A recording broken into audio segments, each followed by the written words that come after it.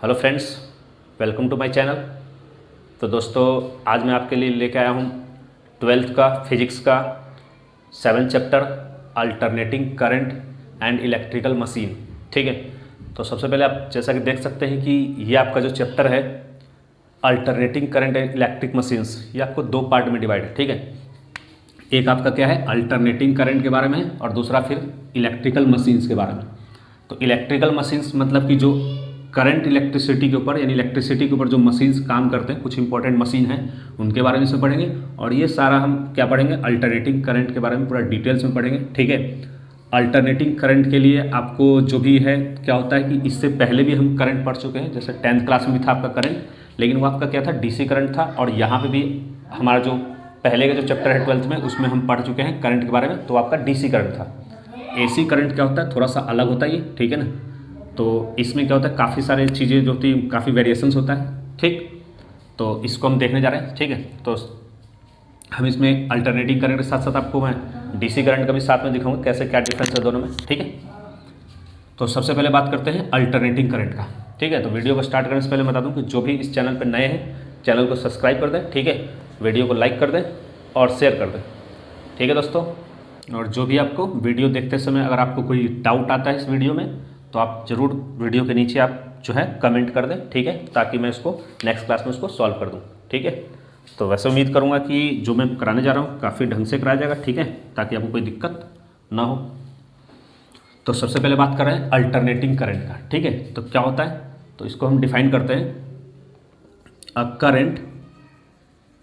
Current which magnitude changes continuously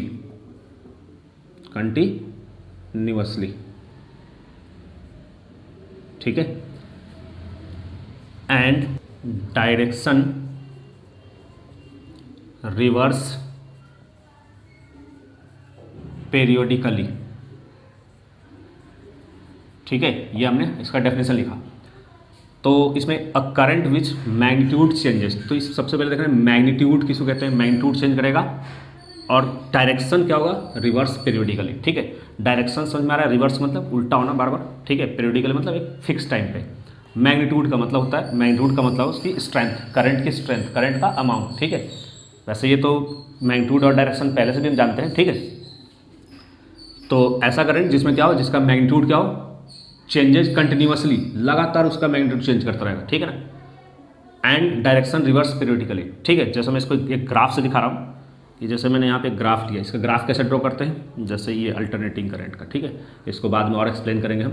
ठीक है, इस ग्राफ को हम साइनसोडल ग्राफ बोलते हैं, जो साइन कॉस का ग्राफ होता है उसको साइनसोडल ग्राफ बोलते हैं। ठीक है, तो क्या करा है मैग्नीट्यूड चेंजेस कंटिन्यूसली। जैसे ये हमारा क्या है एक्स एक्सिस है।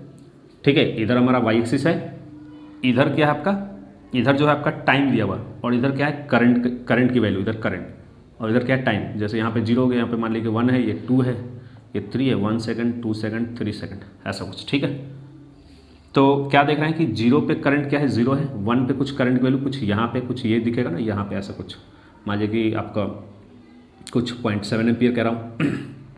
ठीक है, 2 पे करंट वैल्यू कुछ और है। ठीक है, इसके बीच में देख सकते हैं क्रॉस कुछ और है, यहाँ पे कुछ और वैल्यू है। ठीक है, तो जहाँ पे हमें जिस टाइम पे देखना है उस पॉइंट से क्या करते हैं, जिस टाइम पे हमें करंट की वैल्यू जाननी है उस पॉइंट से क्या करते हैं, जिस उस टाइम से हम ऐसे आ जाते हैं। यहाँ पे जो वैल्यू मिला उसको इधर देखेंगे कौन सा इधर मिल रहा है, मान लीजिए हमें 0.6 मिल रहा है, तो देख सकते हैं आपको कि यहाँ पे कुछ इस टाइम पे क्या रहा है 0.6 एम्पियर, ऐसा कुछ मैं एज्यूम कर रहा हूँ। तो हर एक पॉइंट पे जो है अलग अलग वैल्यू मिल रही है। देख सकते हैं यहाँ पे कुछ अलग है, यहाँ पे कुछ अलग वैल्यू है, यहाँ पे कुछ अलग है, यहाँ पे कुछ अलग है। तो क्या हो रहा है a current which magnitude changes continuously, जिसका मैग्नीट्यूड क्या हो लगातार, इसको आप हर एक पॉइंट पे देखिएगा तो अलग, यहाँ पे देखिए इधर आ रहा है, यहाँ पे देखिए इधर आ रहा है। ठीक है, तो हर एक पॉइंट पे क्या है हर एक टाइम पे अलग अलग मैग्नीट्यूड है।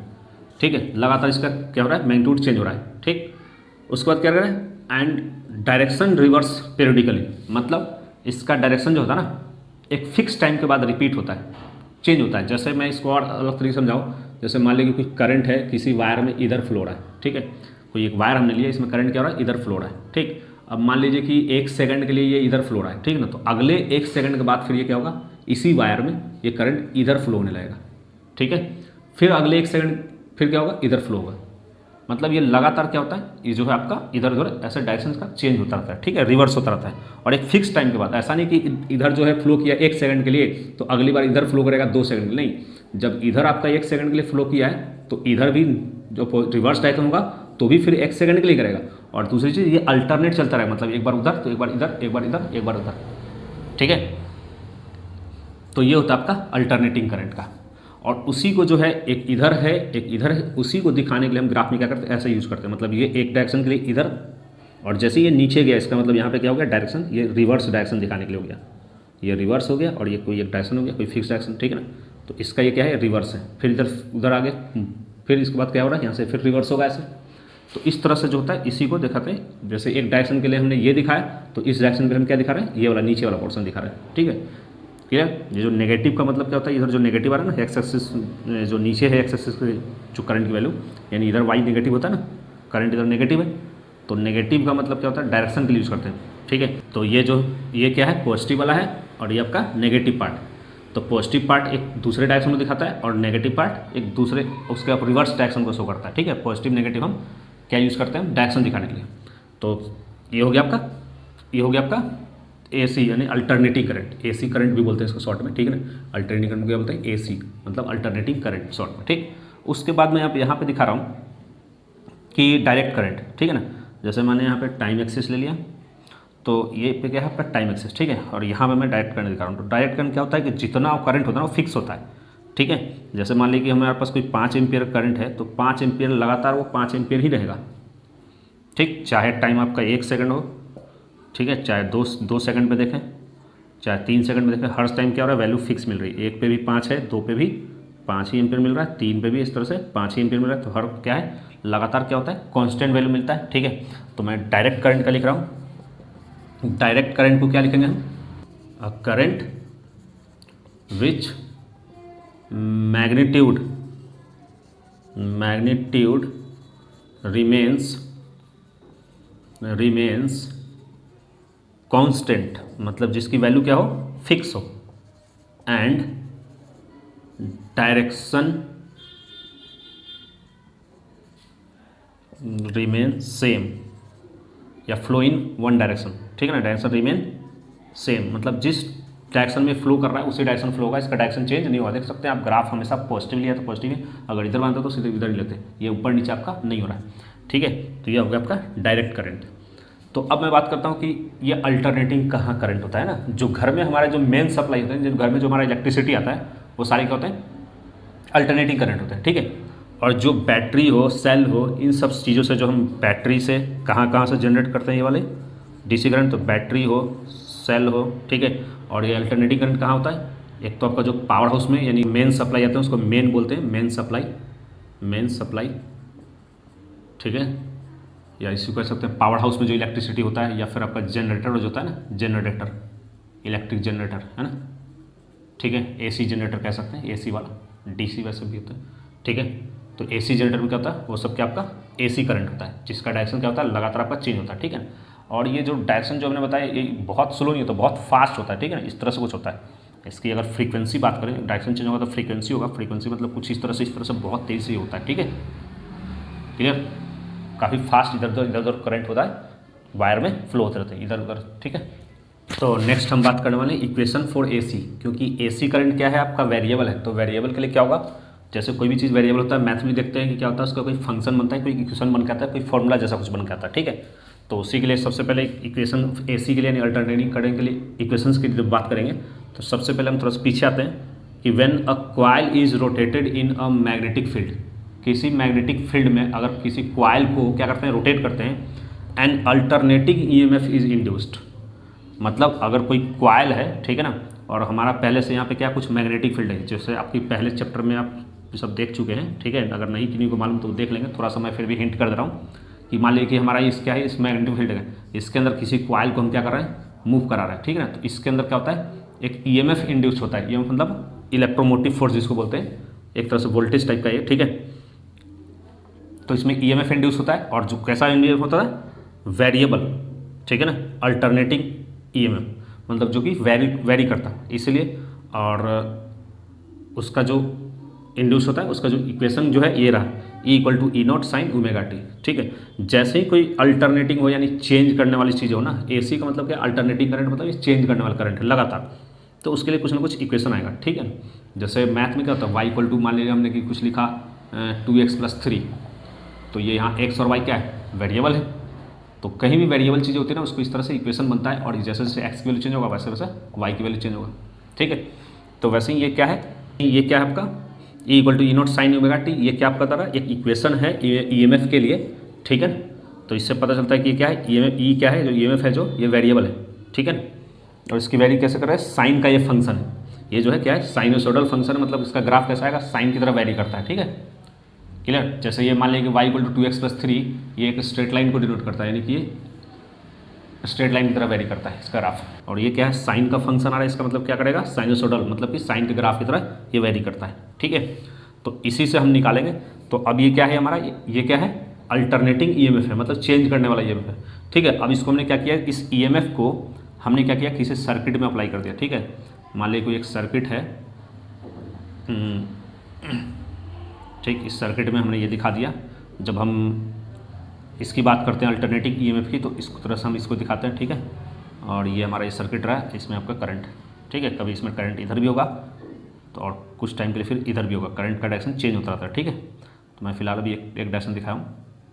ठीक, तो यही क्या है आपका E है, E equal to E sine omega t, ये वेरी करता है। ठीक है, अगर यही हम DC की बात करते हैं तो DC में हम इसको ऐसे ड्रॉ करते हैं। ठीक है ना, यहाँ पे इस तरह से DC सेल को ऐसे दिखाते हैं।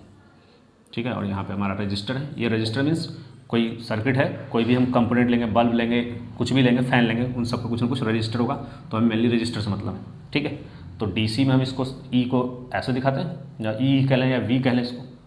ठीक है,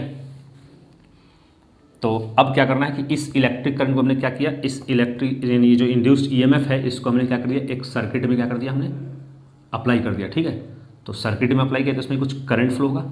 ठीक है, अब करंट फ्लो होगा तो जब जैसे ही हमने करंट, इस सर्किट का रेजिस्टेंस हमने कितना लिया है, रेजिस्टेंस R है। ठीक है, तो by Ohm's law, Ohm's law क्या कहता है आपका, Ohm's law current equal to क्या था आपका, वोल्टेज अपन में रेजिस्टेंस। ठीक है, तो यहाँ पे वोल्टेज जब क्या है, E है, E अपन में R, इसको E हम इस तरह से लिखते हैं, थोड़ा सा दूसरे लेटर, इसको E पढ़ते हैं लेकिन ये आपका कुछ दूसरे टाइप का लेटर होता है। ठीक है, और यहाँ से E की वैल्यू कितना हो गया, E नॉट साइन, ये ऐसे लिखना है, ओमेगा टी अपॉन में R।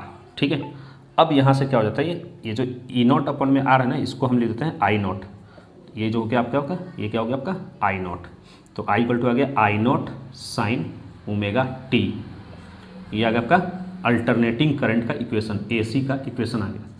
ठीक है, तो ये वाली बात मैंने बता दी कि करंट का इक्वेशन इस तरह से है, यानी करंट भी क्या करा, साइनोसोडल वेरी करा। ठीक, इससे क्यों निकाला हमने, क्योंकि हमें मालूम है कि करंट किसकी वजह से जनरेट होता है, आपको पोटेंशियल डिफरेंस की वजह से, यानी कि EMF की वजह से।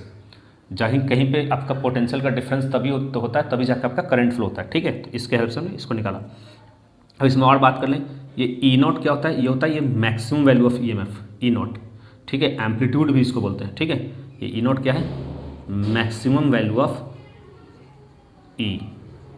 ठीक है ना, E, ये इस E का मतलब, ये this E equal to E naught sine omega t, ये तो आपका कांस्टेंट है, ये क्या है आपका, ये जो है आपका कांस्टेंट है। ठीक है ना, मैक्सिमम वैल्यू जो होगा फिक्स होगा किसी भी अल्टरनेटिव करंट के लिए। ये आपका वेरिएबल है, ये जैसे जैसे आपका ओमेगा चेंज होगा, टाइम चेंज होगा, उसके अकॉर्डिंग ये चेंज होगा, तो ये वेरिएबल है आपका।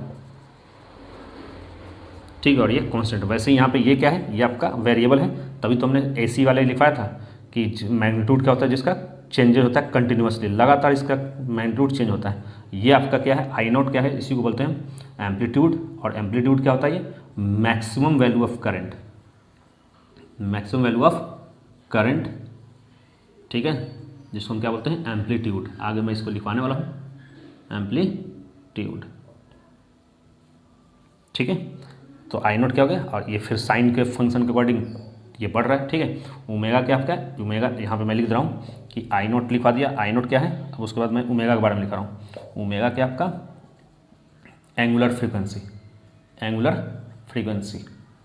ठीक है, ये भी डिस्कस करूँगा, एंगुलर फ्रीक्वेंसी।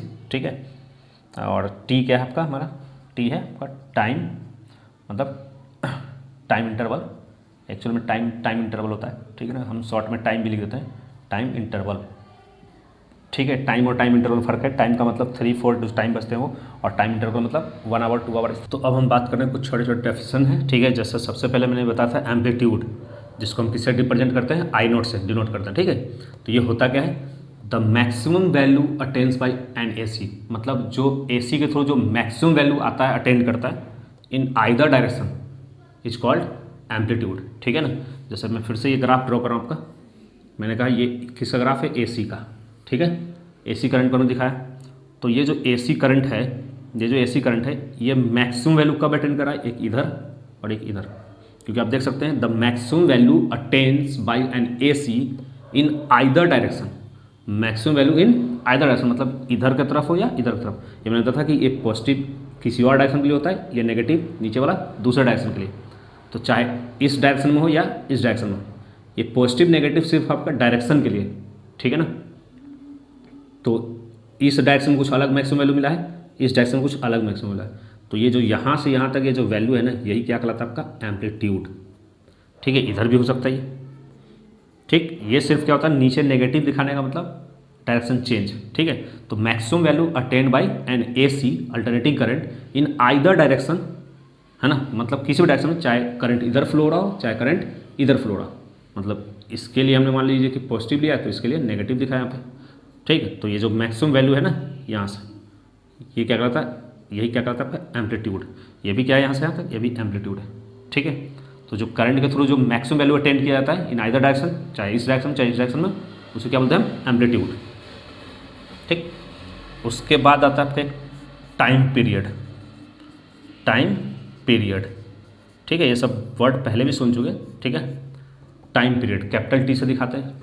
टाइम पीरियड क्या होता है, the total time taken by A C to complete, A C मतलब alternative current, to complete one cycle, एक साइकिल कंप्लीट होने में जो टाइम लगता है ना, उसी को क्या बोलते हैं, हम टाइम पीरियड बोलते हैं, ठीक है। तो अब मैं यहाँ दिखा रहा हूँ कि एक साइकिल कब कंप्लीट होगा।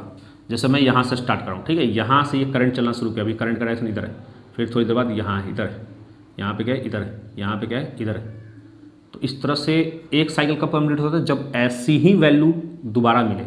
यहाँ पे नहीं, क्योंकि यहाँ पे देख सकते हैं करंट का इधर दिखाया हुआ डायरेक्शन, यहाँ पे नहीं, आगे बढ़ते बढ़ते जब यहाँ हम आएंगे तो फिर देखिए सेम ऐसा ही यहीं से पोजीशन मिलने वाला है। तो यहाँ से यहाँ तक क्या कहलाएगा, ये एक कंप्लीट साइकिल, ठीक है।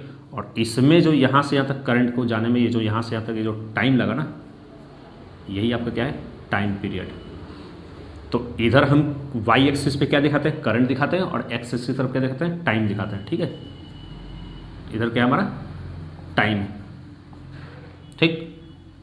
तो ये टाइम पीरियड के स्पेशल टाइम है, टी का मतलब कोई सा भी टाइम वेरिएबल, इस टाइम पीरियड का मतलब वो वाला टाइम जिसमें क्या हो, एक कंप्लीट साइकिल कर ले, कंप्लीट साइकिल। एक कंप्लीट साइकिल करने में एसी को साइकिल क्यों बोला, क्योंकि मैंने बताया ना कि जितना देर पॉजिटिव के लिए गया अगली बार उतना ही नेगेटिव ले जाता है, मतलब यहाँ से करंट गया इधर गया फिर वापस यहाँ वापस आया, तो ये एक साइकिल आपका कंप्लीट हो गया, जिसको हमने यहाँ दिखाया कि इधर गया फिर उसके बाद वापस इधर वापस आया। उसके बाद ये जो टाइम पीरियड है ना, दिस टाइम पीरियड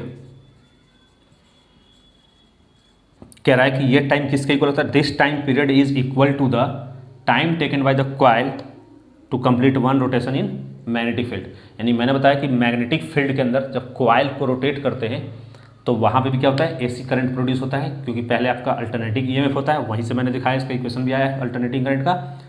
तो वही कह रहा है कि जब किसी कॉइल को, जैसे कोई यहाँ पे मैग्नेटिक फील्ड है और इसमें कॉइल जो है रोटेशन कर रहा है, ठीक है ना, कैसे भी रोटेट कराइए, तो एक कंप्लीट रोटेशन में जो टाइम लगता है उतना ही टाइम इस अल्टरनेटिंग करंट को भी एक साइकिल कंप्लीट करने लगता है, ठीक है। इसलिए यहाँ पे लिखा हुआ है कि जो अल्टरनेटिंग करंट का जो टाइम पीरियड होता है वो कॉइल के टाइम पीरियड के बराबर होता है। टाइम पीरियड को हम डिफाइन करते हैं, टाइम पीरियड ये आपका होता है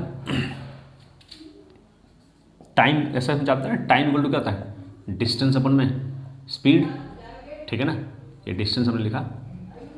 तो टाइम पीरियड का होता है डिस्टेंस, यहाँ पे रोटेशन हो रहा है तो हम डिस्टेंस क्या लेंगे, एंगुलर डिस्टेंस या डिस्प्लेसमेंट, एंगुलर डिस्प्लेसमेंट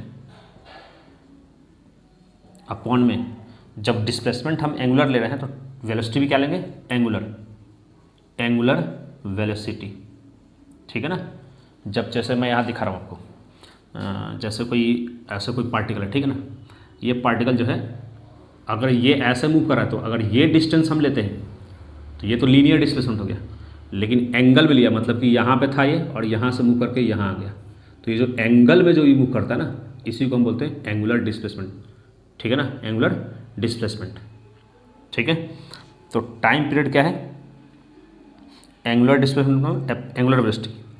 अब टाइम पीरियड का मतलब क्या होता है कि वो टाइम जो कि एक कंप्लीट रोटेशन है, तो एक कंप्लीट रोटेशन करेंगे तो एंगुलर डिस्प्लेसमेंट कितना होगा, ये पूरा, और ये जो आपका हो जाता है 2π एंगुलर में बात करें तो, ठीक है। यही डिग्री में होता तो 360 डिग्री, तो एंगुलर में हम रेडियन में बात करते हैं 2π अपॉन में एंगुलर वेलोसिटी को हम दिखाते हैं ओमेगा से, जो हम अभी देख रहे थे ना, I=I0 sin ओमेगा t, उसमें ओमेगा वही है, ये आपका एंगुलर वेलोसिटी, ठीक है ना।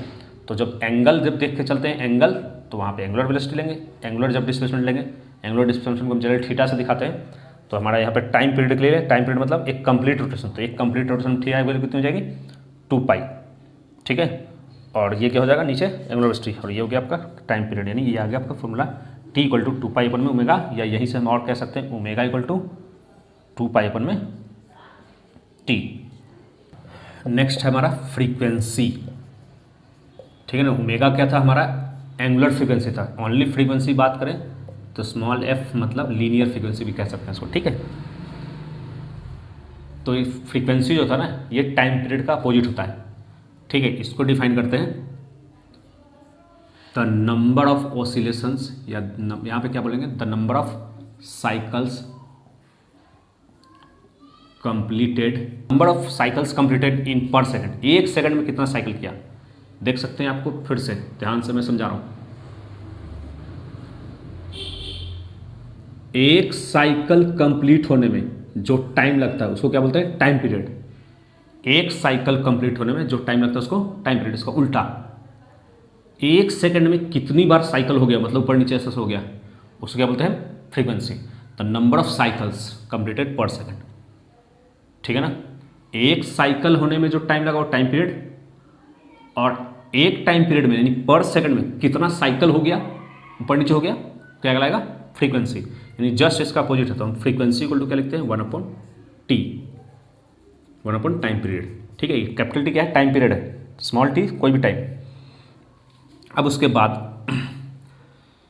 और अभी हमने देखा टी का फॉर्मूला देखा क्या था, 2π अपन में ओमेगा, तो यहाँ क्या हो जाएगा, ओमेगा अपन में 2π भी हो सकता है ये फ्रीक्वेंसी को, है ना। टी की वैल्यू था 1/ओमेगा 2π अपन ओमेगा, तो 1/t कितना है, ओमेगा अपन 2π। अब जरा हमारा जो इक्वेशन आया था I=I0 sin ओमेगा t, है ना, ये एंगुलर फ्रीक्वेंसी के टर्म में था। अब इसको जरा हम अलग अलग टर्म में समझते हैं, ठीक है। जैसे मैं क्या कर रहा हूँ, यहाँ से ओमेगा को हटा के एंगुलर फ्रीक्वेंसी का लीनियर फ्रीक्वेंसी इस्तेमाल कर रहा हूँ, तो यहाँ से आप ओमेगा अगर निकालेंगे तो कितना आ जाएगा, 2πf के बराबर आ जाएगा, ठीक है। तो ये हम ये भी लिख सकते हैं कि I=I0 sin ओमेगा की वैल्यू यहाँ से निकाल लेंगे तो कितना आ जाएगा, 2πft। तो एक दूसरा फॉर्मेट बन गया आपका, ये टी क्या है, टाइम है, ये क्या है आपका लीनियर फ्रीक्वेंसी। इसको हम टाइम के फॉर्म में भी, टाइम पीरियड के फॉर्म में भी निकाल सकते हैं, कैसे, I0 sin ओमेगा के जगह पे अब इस वाला फॉर्मूला को इस्तेमाल कर रहा है, ओमेगा इक्वल टू क्या जाएगा, 2π अपन में टी, यानी साइन 2π अपन में कैपिटल टी इंटू टी, ठीक है। ऐसे भी देख सकते हैं आपका एफ जो है क्या है, एफ को जो है टी का रेसिप्रोकल होता है ना, तो ये आपका फॉर्मूला बन गया, टी का नीचे, टी नीचे है ना, टी नीचे है, एफ ऊपर है, यानी यहाँ से हमारा कितने फॉर्मूला आ गए, I=I0 sin ओमेगा टी बोल सकते हैं, या I0 sin 2πft बोल सकते हैं, या I0 sin 2πf के जगह पे 2π अपना capital T into small T. तो ये आपको अलग अलग फॉर्मेट पे अल्टरनेटिंग करंट का इक्वेशन आ गया, ठीक है। तो उम्मीद करता हूँ कि ये आपको बढ़िया से समझ में आ गया होगा, अच्छे तरीके से समझ में आ गया हो। तो प्लीज़ हमारे वीडियो को आप लाइक कर दें, चैनल को सब्सक्राइब कर दें, ठीक है। और अगर आपको चाहिए कि नए वीडियो की नोटिफिकेशन चाहते हैं तो आप बेल आइकन को जरूर प्रेस कर दें, ठीक। तो मैं कोशिश करूँगा कि ऐसे ही आपको आराम आराम से जो है आपको समझाया जाए, ठीक है। दोस्तों आज के लिए इतना ही, धन्यवाद।